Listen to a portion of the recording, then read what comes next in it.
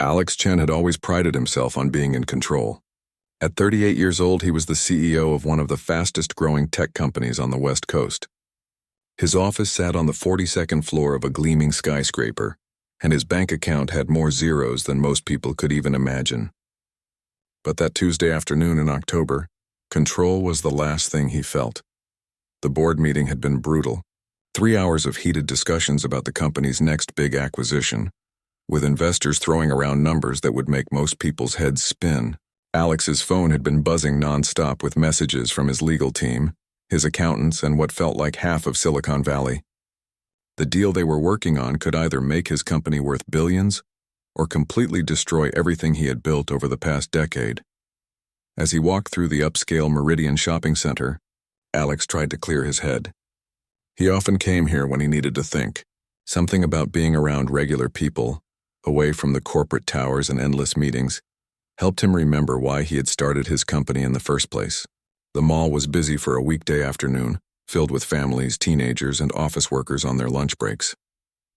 His phone rang again, and Alex saw it was Richard, his lead investor.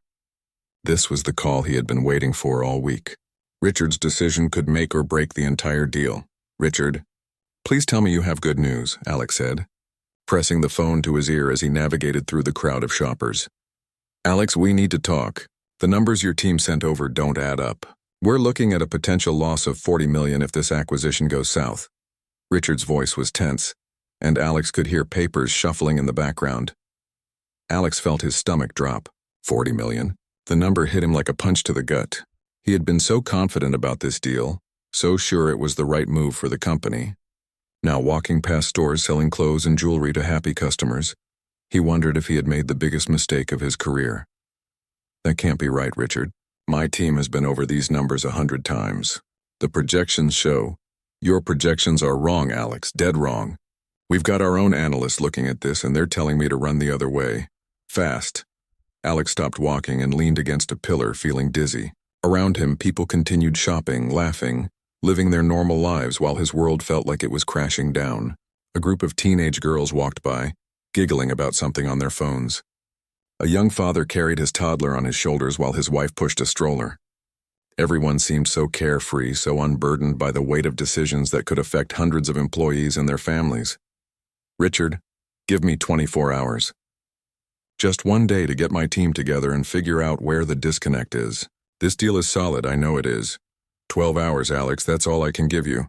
If you can't convince me by tomorrow morning, we're pulling out. And if we pull out, you know the other investors will follow." The line went dead. Alex stared at his phone, watching the screen go dark. 12 hours. He had 12 hours to save his company from what could be its biggest disaster ever. His hands were shaking, and he realized he was sweating despite the mall's air conditioning. He needed to find a quiet place to think, to call his team, to figure out how everything had gone so wrong so quickly. The mall's food court was too noisy, and the coffee shops were packed with people. What he really needed was just a few minutes alone to collect himself before diving back into crisis mode. Alex spotted the restroom signs near the back of the mall and headed in that direction. His mind was racing with numbers, projections, and possible solutions. He was already mentally composing the emergency meeting agenda he would need to send to his team. They would have to work through the night, but it was possible. It had to be possible. As he walked, his phone buzzed with a text from his assistant. "Legal team needs to speak with you ASAP. Something about the contract terms." Another fire to put out. Another problem to solve. Sometimes Alex wondered if this was what success was, supposed to feel like. A constant state of barely controlled chaos. He was so absorbed in reading the message and thinking about contract terms that he barely glanced up when he reached the restrooms. The signs were there, of course, but his attention was completely focused on the screen in his hand.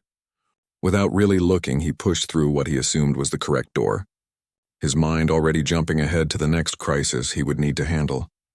The restroom was quieter than he expected, and Alex was grateful for the moment of peace. He leaned against the sink counter and took a deep breath, trying to center himself before making the calls that could determine his company's future. The fluorescent lights hummed softly overhead, and for the first time all day, he felt like he could actually think clearly.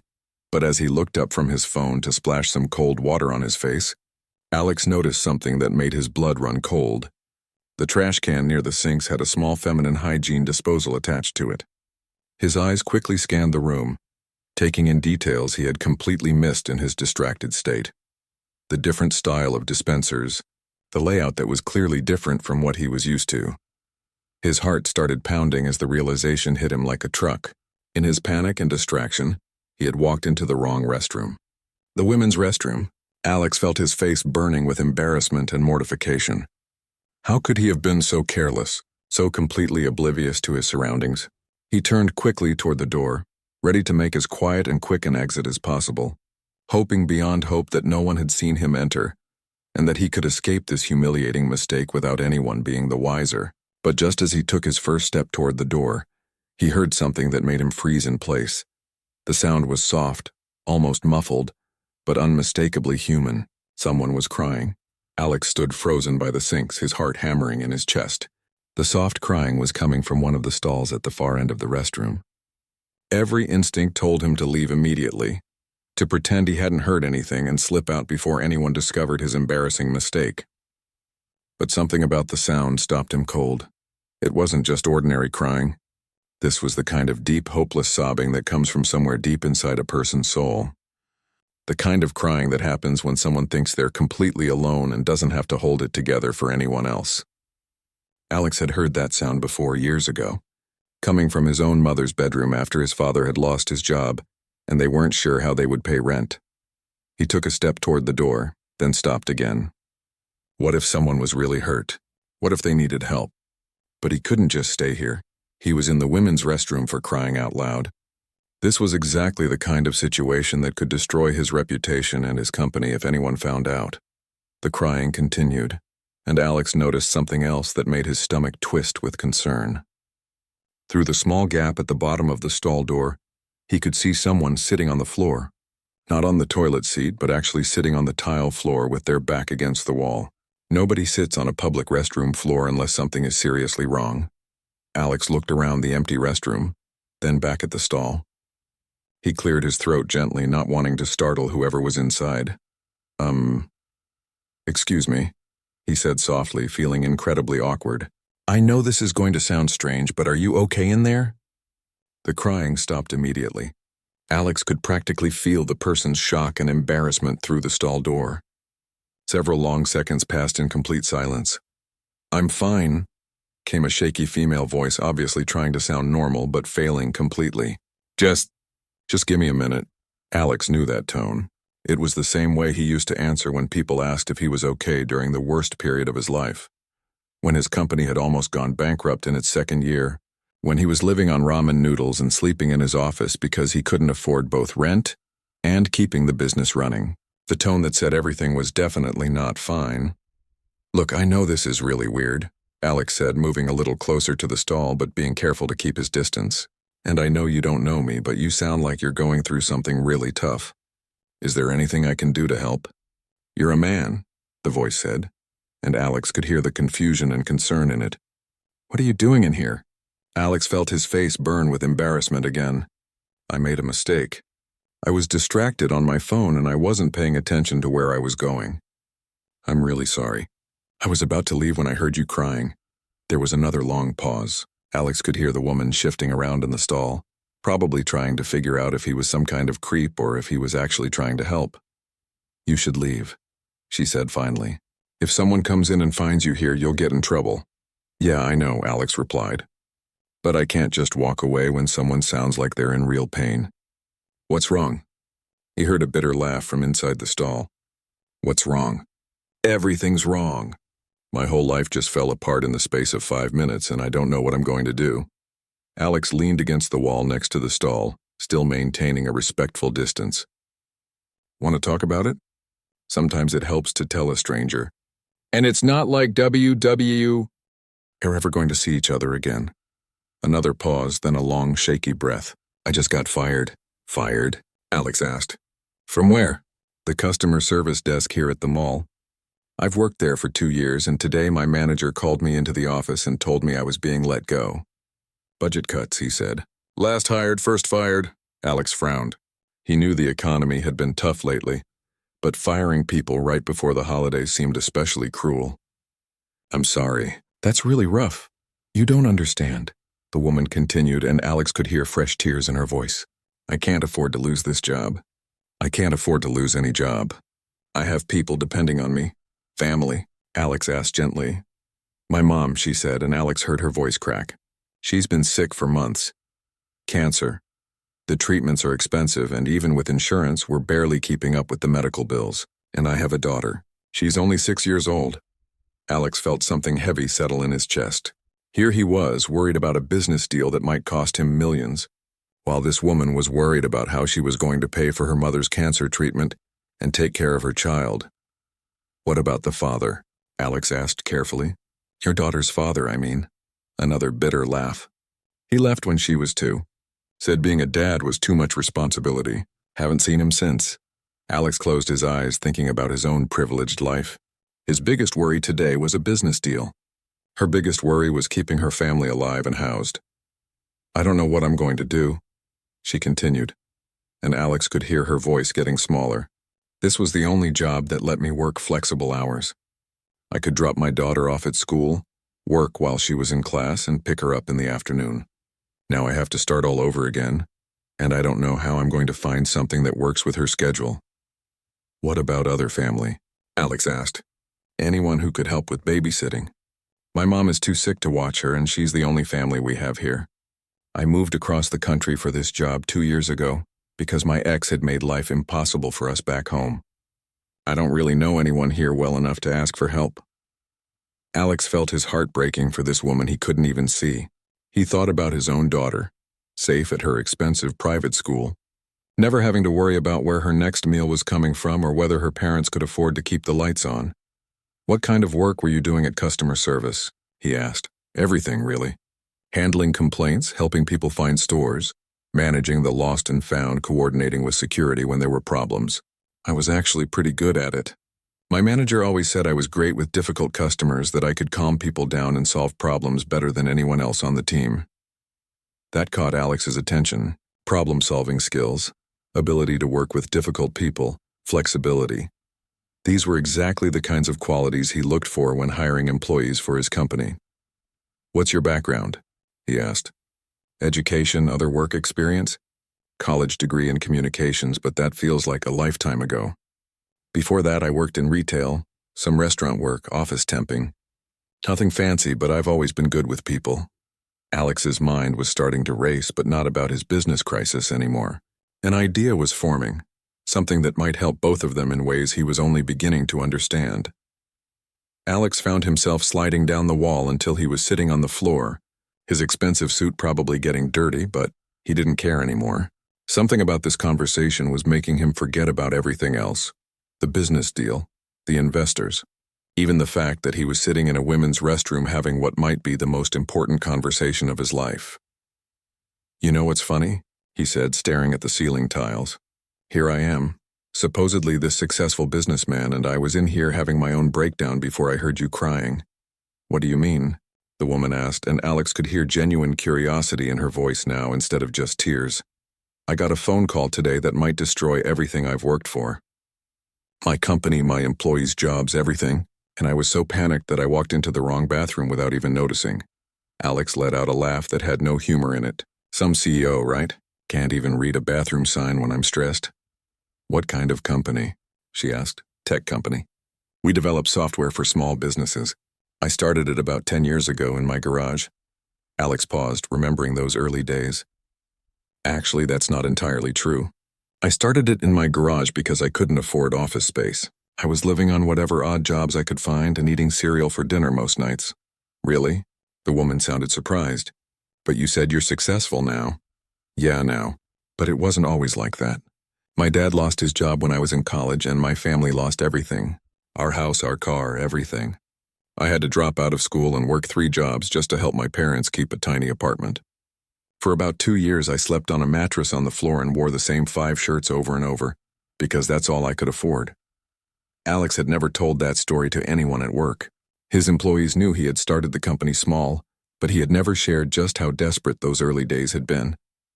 Something about talking to this invisible woman through a bathroom stall was making him more honest than he had been in years. "What changed?" she asked softly. "I got lucky, honestly. I developed a piece of software that solved a real problem for small businesses, and one of my old professors from college helped me get a meeting with an investor. But even then, it was touch and go for years. There were months when I wasn't sure we'd make payroll, nights when I stayed up until dawn wondering if I was crazy for thinking this could work. But it did work," she said. "It did, and now I have over 200 employees, and they all have families and mortgages and kids who need to go to college. And today I found out that a deal I thought would make the company more secure might actually destroy it instead." Alex rubbed his face with his hands. 200 families counting on me to make the right decisions, and I might have just made the biggest mistake of my career. They sat in silence for a moment, both lost in their own thoughts. Alex realized that talking about his problems somehow made them feel more manageable. Not solved, but at least he wasn't carrying them alone anymore. "Can I ask you something?" the woman said eventually. "Sure. Why are you telling me all this?" "You don't even know me." Alex thought about that for a moment.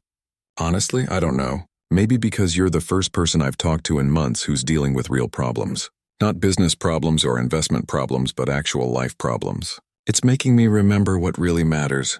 "What do you mean?" "I spend all day in meetings with people who are worried about stock prices and profit margins. Important stuff for business, but sometimes I forget that behind every number on a spreadsheet there's a real person trying to pay their bills and take care of their family. Like you." Alex heard movement in the stall, and then the woman spoke again, her voice a little stronger now. "You know what's crazy? I've been sitting here feeling sorry for myself, thinking my life is over because I lost one job. But you're talking about 200 families who might lose their jobs if your deal goes bad. That's actually worse than what I'm going through." "No, it's not," Alex said firmly. "Your problems are just as real and just as important as mine. Actually, they're more important because they're about basic survival. I'm worried about losing money. You're worried about keeping a roof over your daughter's head." "But still," she said, "at least I only have to worry about me and my family. You have all those other families counting on you too." Alex had never thought about it that way before. He had always seen his responsibilities as burdens, weights that kept him up at night. But maybe they were also privileges. How many people got the chance to create jobs and help families build better lives? "What's your daughter like?" Alex asked, wanting to change the subject to something happier. For the first time since the conversation began, he heard a smile in the woman's voice. "She's amazing. Smart as a whip, funny, kind to everyone she meets. She wants to be a veterinarian when she grows up, because she loves animals. Last week she found a hurt bird in our apartment complex and insisted we take it to the animal hospital. Sounds like she gets her caring nature from her mom," Alex said. "Maybe, or maybe she's just naturally good-hearted. She doesn't know how tough things have been for us. I've tried to keep her from worrying about money or my mom's illness. Kids shouldn't have to carry those kinds of burdens." Alex thought about his own daughter, who went to a private school that cost more per year than many people made in salary. She had never had to worry about anything more serious than which designer backpack to carry, or what expensive vacation she wanted to take for spring break. He loved her deeply, but he wondered if he had protected her too much from understanding how the world really worked for most people. "She sounds like a great kid," Alex said. "And she's lucky to have a mom who cares so much about protecting her. I just want to give her a good life, you know, better than what I had growing up. I want her to go to college and have opportunities I never had. But now," her voice trailed off, "now what? Now I don't know how I'm going to pay for her after-school program next month, let alone college someday. The after-school program is the only way I could work full-time hours. Without it, I can only work while she's in school, which means part-time jobs that don't pay enough to cover our basic expenses." Alex felt that familiar weight in his chest again. Here was a woman who was clearly smart, hardworking, and dedicated, but the system was set up in a way that made it almost impossible for her to get ahead. She needed flexible work that paid well enough to support a family, but those jobs were rare, especially for someone without connections or advanced degrees. "What if," Alex said slowly, an idea beginning to form in his mind. "What if there was a job that could work with your schedule and pay you enough to take care of your family?" "That would be amazing, but jobs like that don't really exist for people like me," she said sadly. "What if they did?" Alex asked, his mind racing with possibilities he had never considered before. What do you mean? What if they did? The woman asked, and Alex could hear the wariness creeping back into her voice. Look, I appreciate you listening to me, but I'm not looking for charity. I just need to figure out my next step. Alex understood that tone. It was pride talking, the same pride that had kept him from asking for help during his own darkest days. The same pride that had made him turn down his uncle's offer to pay for him to finish college, choosing instead to work multiple jobs and build something on his own. I'm not talking about charity, Alex said carefully. I'm talking about something that might help both of us. I don't understand. Alex took a deep breath. He was about to share something he had never told anyone outside his family, something that still made him feel vulnerable even after all these years of success. When I was 24, I was working 3 jobs and still couldn't make ends meet. One of those jobs was cleaning offices at night. I'd work from 11 p.m. to 6 a.m., mopping floors and emptying trash cans in downtown office buildings. Then I'd go home, shower, and head to my day job at a computer repair shop. That sounds exhausting, she said softly. It was, but one night while I was cleaning this big corporate office, I overheard a conversation that changed my life. 2 executives were working late, talking about how they were losing money because their customer service was terrible. They were saying they needed someone who could really listen to customers, understand their problems, and find solutions. Alex paused, remembering that night clearly even though it had been 14 years ago. He had been emptying wastebaskets when he heard those executives talking, and something about their conversation had sparked an idea that would eventually become his company. What happened? The woman asked. I did something crazy. I left them a note. I told them I had been listening. I know that sounds creepy, but I explained that I was the cleaning guy and I couldn't help overhearing.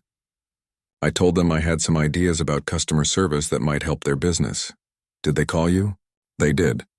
Turns out one of them had started his own company from nothing too, and he remembered what it was like to be desperate for a chance.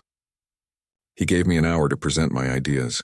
Alex smiled, remembering how nervous he had been walking into that gleaming conference room in his only decent shirt, carrying a notebook full of ideas he had scribbled down during his breaks at work. And they liked your ideas? They loved them. So much that they offered me a job. It wasn't much money at first, but it was better than what I was making. And it came with normal daytime hours. More importantly, it taught me something valuable about business that I had never understood before. What's that? That the best business solutions come from understanding real problems that real people face.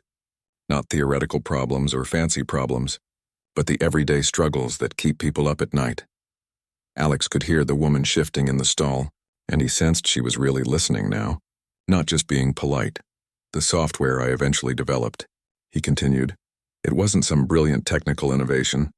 It was just a tool that solved a simple problem, helping small business owners keep track of their customers and treat them better. I understood that problem because I had been on both sides of it. I had been the customer who felt ignored and frustrated, and I had been the employee who wanted to help but didn't have the right tools. That's actually really smart, she said, and Alex could hear genuine interest in her voice now. The thing is, Alex said, I've been thinking lately that my company might be losing touch with that original vision. We've grown so big, and most of my employees have never struggled the way I did. They're good people, but they don't always understand what it's like to be a small business owner who's worried about making payroll, or a customer who's frustrated because no one seems to care about their problem. So what are you thinking? Alex felt his heart racing, but not from panic this time. This was the kind of nervous excitement he used to feel when he was starting his company, when everything was uncertain but full of possibility. I'm thinking that maybe I need someone on my team who understands both sides of that equation, someone who knows what it's like to struggle, but who also has the skills to help solve problems for other people who are struggling. The bathroom fell silent except for the humming of the fluorescent lights. Alex wondered if he had said too much, pushed too hard. He was essentially offering a job to someone he had never even seen, based on a conversation through a bathroom stall door. It sounded crazy even to him. Are you offering me a job? The woman asked finally, her voice very quiet. I'm thinking about it, Alex said honestly, but I want you to understand what I'm really asking. I'm not looking to hire someone because I feel sorry for them. I'm looking for someone who can help me build something that actually matters. What kind of something? Alex realized he was about to share an idea he had been thinking about for months but had never spoken out loud to anyone. Program that helps connect successful businesses with people who are struggling to get ahead. Not just charity, but real opportunities. Jobs, training, support, whatever it takes to help people build better lives for themselves and their families. He heard a sharp intake of breath from the stall. "You're serious about this," she said. "Dead serious. I've been thinking for a while that my company needs to do more than just make money. We need to actually help people. But I haven't known how to start something like that because I've been so disconnected from the real struggles people face. And you think I could help with that? I think you might be exactly what I need.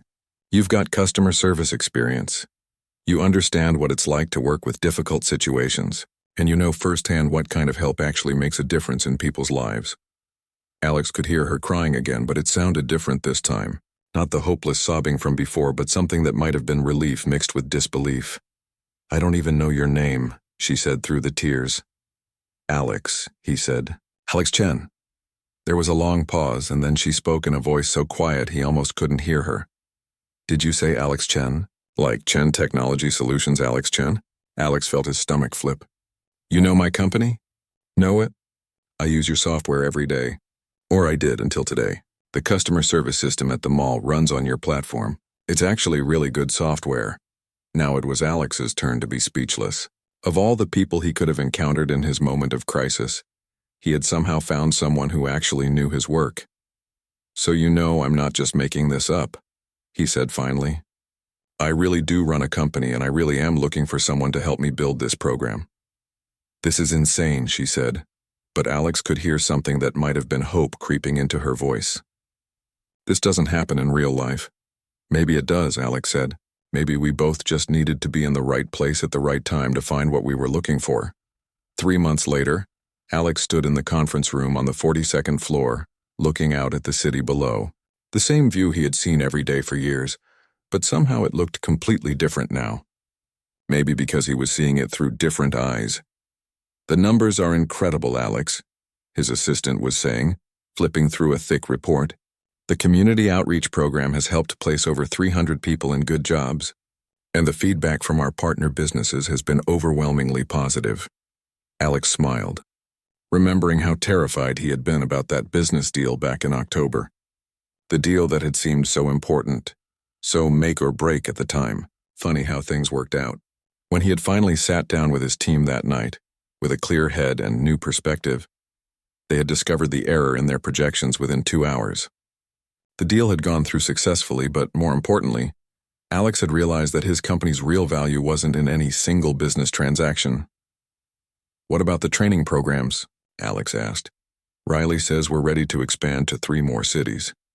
The job placement rate is sitting at 87%, and the average salary increase for participants is 43%. Alex nodded, still amazed by what they had accomplished in such a short time. Riley had been everything he had hoped for and more. Her ability to understand what people really needed, combined with her talent for building practical solutions, had made the program more successful than Alex had ever imagined possible. "Is she here today?" Alex asked. "Conference room B. She's meeting with the new partnership team." Alex made his way down the hall, passing employees who had no idea their CEO had found his most valuable team member in a shopping mall bathroom. He had never told anyone the full story of how he and Riley had met. Some things were too precious to turn into office gossip. He knocked on the conference room door and peeked inside.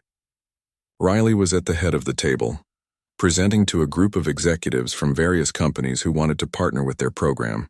She looked confident and professional in her business suit, but Alex could still see traces of the determination and compassion that had first impressed him during their conversation through a bathroom stall. "The key," Riley was saying to the group, "is understanding that people don't just need jobs. They need opportunities to build sustainable careers that work with their lives. A single mother can't take a job that requires 60-hour weeks, no matter how well it pays. Someone caring for an elderly parent needs flexibility that traditional employment often can't provide." Alex listened from the doorway, proud of how she had grown into her role. When he had first offered her the job, Riley had been hesitant to accept. She had wanted to start part-time, to make sure she could still care for her daughter and her mother. Alex had been happy to accommodate, And within 6 weeks, it was clear that Riley was exactly what his company had been missing. The meeting wrapped up with handshakes and promises to follow up. As the executives filed out, Riley noticed Alex standing in the doorway. "How long have you been lurking there?" she asked with a grin. "Long enough to hear you convince 3 more companies to join the program. Nice work." Riley gathered her papers, shaking her head. "Sometimes I still can't believe this is my life. 6 months ago, I was sitting on a bathroom floor thinking my world was ending. And now you're running a program that's changing hundreds of lives," Alex said. "How's your mom doing, by the way?" Riley's face lit up. "Good news, actually. The doctors are cautiously optimistic. The new treatment seems to be working. And she loves having something to brag about to the other patients. My daughter runs programs for a big tech company, she tells everyone. She should be proud. And how's your daughter adjusting to the new after-school program? She loves it.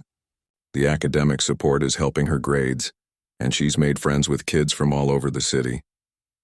Last week she told me she wants to start a club to help animals, just like her mom helps people find jobs." Alex felt that familiar warmth in his chest that came whenever he thought about how much had changed for both of them. Riley's daughter was thriving. Her mother was getting the best medical care available, and Riley herself had discovered talents she never knew she had. "Speaking of helping people," Riley said, "I got a call from that woman in Phoenix yesterday, the one whose husband lost his job right before Christmas. The family with the twin babies? That's them. She wanted to thank you personally. He starts his new job on Monday and it pays 30% more than his old one. She said you saved their family." Alex shook his head. "I didn't save anyone. The program did that. You did that. We did that," Riley corrected. "This whole thing only works because you were willing to take a chance on someone you met in the strangest possible circumstances." They walked together toward Alex's office, past cubicles filled with employees who were working on software that helped small businesses succeed. Alex realized that his company had found its true purpose, and it had nothing to do with profit margins or stock prices. It was about using their success to create opportunities for others. "I have some news," Riley said as they reached Alex's office. "I got a call from the mayor's office yesterday. They want to talk about expanding the program citywide. They're thinking about making it a model for other cities across the country." Alex sat down heavily in his chair, overwhelmed by the magnitude of what they had created. "A year ago, I thought success meant closing bigger deals and making more money. Now I'm learning that real success means creating something that outlasts you." "You know what's funny?" Riley said, settling into the chair across from his desk. "I used to think that successful people like you had it easy, that you didn't understand what regular people go through. But talking to you that day, hearing about your own struggles, it made me realize that we're all just people trying to figure things out." Alex thought back to that terrible, wonderful day in October. His business crisis had seemed so important at the time, but it had led him to something much more valuable than any deal could have provided. It had led him back to his original purpose, back to the reason he had started his company in the first place. "I've been thinking," Alex said, "about expanding the program even more. Not just job placement, but education support, small business loans, mentorship programs. What if we could create a whole network of successful businesses committed to helping people build better lives?" Riley's eyes lit up with the same excitement Alex felt whenever they talked about new possibilities for the program. "Now that," she said, "sounds like something worth building." Alex looked out his office window again, watching people hurry along the sidewalks below. Each of those people had their own struggles, their own dreams, their own moments of crisis and hope. Some of them were probably sitting in bathroom stalls right now, crying over problems that felt impossible to solve. But Alex had learned something important that day in October. Sometimes the most important conversations happen in the most unexpected places. Sometimes a wrong turn leads you exactly where you need to be. And sometimes the best thing you can do for your own life is to focus on helping someone else build theirs. The phone on his desk rang. Probably another investor or partner wanting to discuss expansion plans. Alex looked at Riley and smiled. "Ready to change some more lives?" he asked. "Always," she replied. And together, they got back to work.